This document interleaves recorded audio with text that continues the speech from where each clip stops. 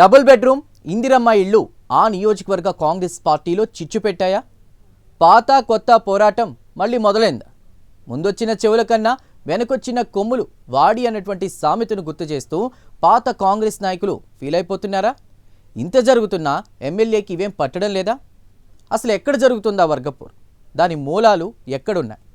MLA PA నాయకుల audio viral. ప్రస్తుతం double bedroom ఇంటి కేటాయింపులకు సంబంధించి 3 లక్షల రూపాయలు డిమాండ్ చేశారా?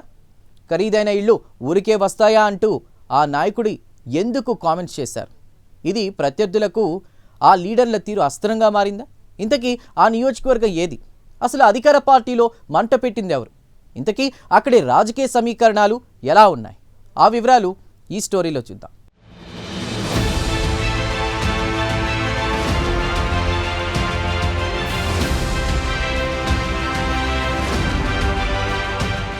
ఉమ్మడి ఆదిలాబాద్ జిల్లాలో డబుల్ బెడ్రూమ్ ఇందిరమ్మ ఇళ్ల పంచాయతీ తీవ్రతరమవుతోంది. మరి ముఖ్యంగా కాంగ్రెస్ పార్టీ నేతల మధ్యనే పాత వర్సెస్ కొత్త అన్నట్టుగా గొడవలు జరుగుతున్నాయి.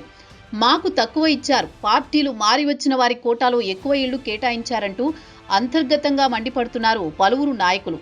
ఉమ్మడి జిల్లా అంతటా ఈ పరిస్థితి ఉన్నప్పటికీ కొన్ని నియోజకవర్గాల్లో శృతి మించిపోతున్నట్టు సమాచారం. తాజాగా బెల్లంపల్లిలో అయితే ఏకంగా ఓ కాంగ్రెస్ లీడర్ వార్డు నాయకురాలితో ఒక్కో డబుల్ బెడ్రూమ్ ఇల్లు కావాలంటే 3 లక్షల రూపాయలు ఇవ్వాలని మాట్లాడిన ఆడియో వైరల్ అవుతోంది. మరి అంత ఎక్కువ అని ఆ నాయకురాలు ప్రశ్నిస్తే 10 నుంచి 20 లక్షల విలువైన ఇళ్లు ఊరికే వస్తాయా అన్న ఆడియో వివాదాస్పదమవుతోంది. ఇది ప్రతిపక్ష పార్టీలకు, సొంత పార్టీలోని ప్రత్యర్థులకు అస్త్రంగా మారుతోందట. బెల్లంపల్లిలో ప్రతిపక్షాలేమో గాని స్వపక్షంలోని వాళ్లే నిగ్గదీసి అడుగుతున్నారట. అదంతా ఎమ్మెల్యే చుట్టూ తిరిగే క్యాడర్ పని అంటూ బాహాటంగానే అక్రమ వసూళ్ల గురించి మాట్లాడుతున్నారు. కాంగ్రెస్లోని మరో వర్గం నాయకులు గవసూళ్ల బ్యాచ్లు పెట్టరేగిపోవడం, వాటిపై ఎమ్మెల్యే ఏమాత్రం పట్టించుకోకపోవడం మూలంగా పార్టీకి, ప్రభుత్వానికి చెడ్డ పేరు వస్తోందన్నది కట్టర్ కాంగ్రెస్ క్యాడర్ ఆవేదనగా చెప్పుకుంటున్నారు.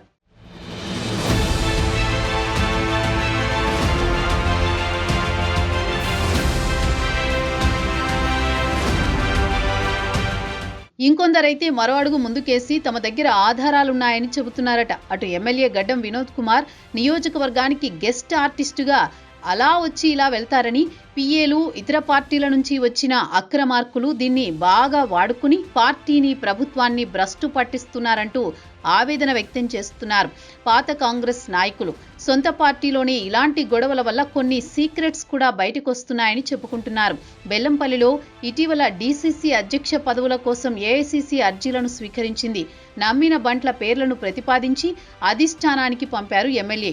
అయితే ఈ మధ్య వాళ్లలోని ఓ నేత ఆడియో వైరల్ కావడం వివాదాస్పదమైంది. ఈ పరిణామాలన్నింటినీ గమనిస్తున్న క్యాడర్ మాత్రం అసలు కాంగ్రెస్ పార్టీ ఎటుపోతోంది, ఎమ్మెల్యేలు ఏం చేస్తున్నారు, కట్టడి చేయాల్సిన నేత కామ్గా ఉండడం దేనికి సంకేతం అంటూ ప్రశ్నలు సంధిస్తున్నారు.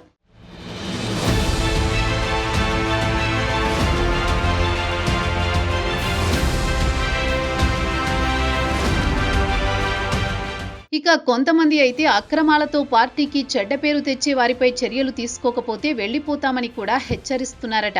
అంతేకాకుండా కొన్ని చోట్ల ధనవంతులకు సైతం ఇందిరమ్మ ఇళ్లు మంజూరు చేయడం, కొన్ని కాలనీల్లో లెక్కకు మించి మంజూరు పత్రాలు ఇవ్వడం పట్ల జనంలో సైతం పైసలిస్తేనే పనవుతుందనే భావన పెరిగిపోతోందంటున్నారు.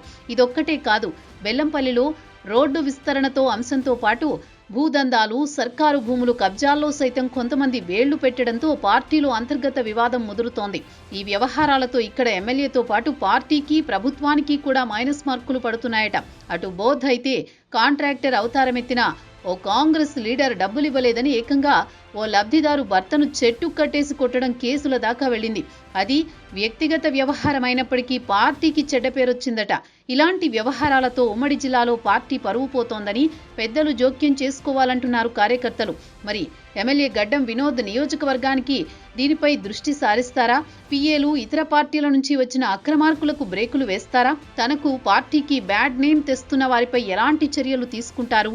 అధికార పార్టీలో కాంట్రవర్సీలకు కేరాఫ్ అడ్రస్ గా నిలుస్తున్న నియోజకవర్గంలో ఆయనపై వస్తున్న ఆరోపణలకు ఎలా ఎదుర్కొంటారు?